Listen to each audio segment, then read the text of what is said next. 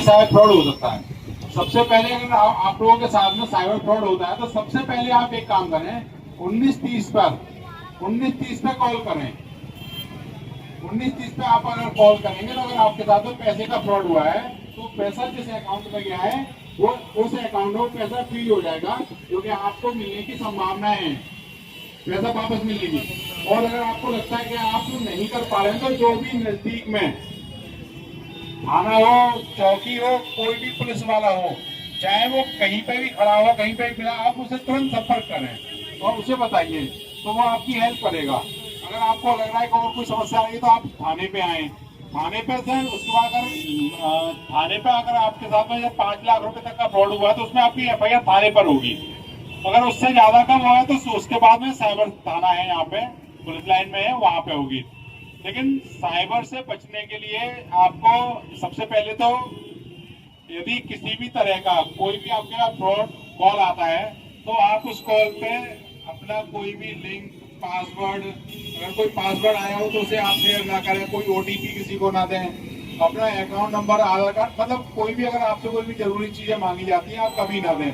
क्योंकि कोई भी बैंक कभी भी आप लोगों को डायरेक्ट मतलब कॉल नहीं करेगी, जैसे अकाउंट फ्रीज किया है, आपका खाता बंद कर रहे हैं या आपका आधार कार्ड लॉक कर रहे हैं, तो ये सारी चीजें फ्रॉड हैं। इन चीजों से आपको आप जितना भी हो सके इन चीजों से आप बचें। ये चीजें कभी कभी क्या होता है, बहुत सी चीजें होती हैं कि आपका कोई रिश्तेदार हुआ, आपको रिश्तेदार बनने के लिए उन्होंने आपको कॉल किया कि हम फलाने के रिश्तेदार बोल रहे हैं, वो या हम उसके दोस्त, वो आपसे अगर पैसे मांग रहा है तो आप पहले उस आदमी से कंफर्म करें जो आपका रिश्तेदार है, या फिर अगर वो किसी अननोन नंबर से कॉल कर रहा है, आपके पास में आपके रिश्तेदार का नंबर वो पहले से है, तो आप अपने उस रिश्तेदार से बात करिए और कहिए कि जो पुराना नंबर है आप उससे बात करिए। जब तक आपको तसल्ली ना हो जाए कि हाँ ये हमारा रिश्तेदार है, तब तक आप किसी को ऐसे पैसे ट्रांसफर ना करें, क्योंकि साइबर फ्रॉड बहुत ज्यादा है। इसे जितना आप लोग बचेंगे और सचेत रहेंगे उतना आपके लिए सही है। उसके बाद तो कार्रवाई है ही कि पुलिस की कार्रवाई है, FIR है, फिर पुलिस की कार्रवाई है, वो तो है। लेकिन सबसे पहले आप लोगों को खुद को वो होना है। कभी कभी क्या होता है, जैसे जो नए लड़के हैं या जो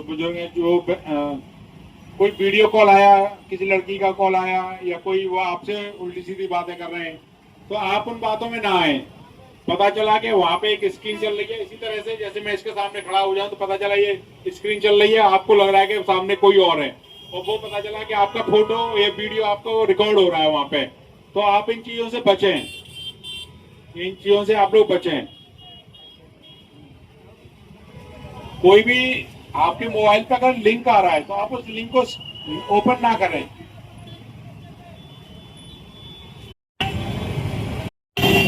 साइबर फ्रॉड से बचने का एक जो सबसे मेन वो है, वो ये है कि आप अपनी कोई भी जो जानकारी है अपने अकाउंट से संबंधित हो, चाहे आपके पास मोबाइल का पासवर्ड से संबंधित, आप किसी से चीजें शेयर ना करें।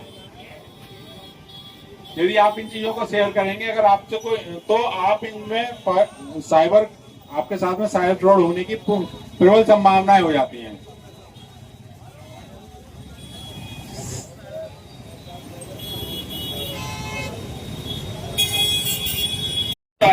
फाइनेंशियल हो या दूसरा ऑनलाइन क्राइम हो, इतना नहीं आ पाता है जितना आप सुनते हैं, उससे कहीं ज्यादा होता है। जितना अमाउंट आप देखते हैं उससे कहीं ज्यादा वो अमाउंट का फ्रॉड हुआ होता है। अब ऑनलाइन इसको साइबर क्राइम को हम दो हिस्सों में बांटते हैं, एक होता है साइबर फ्रॉड, एक होता है साइबर क्राइम। तो मेन इस समय जो चल रहा है साइबर फ्रॉड चल रहा है। साइबर फ्रॉड का मतलब है कि आपको पैसे की क्षति पहुंचाना। साइबर क्राइम आपकी डिटेल्स यूज करके आपको आपकी इमेज का यूज करके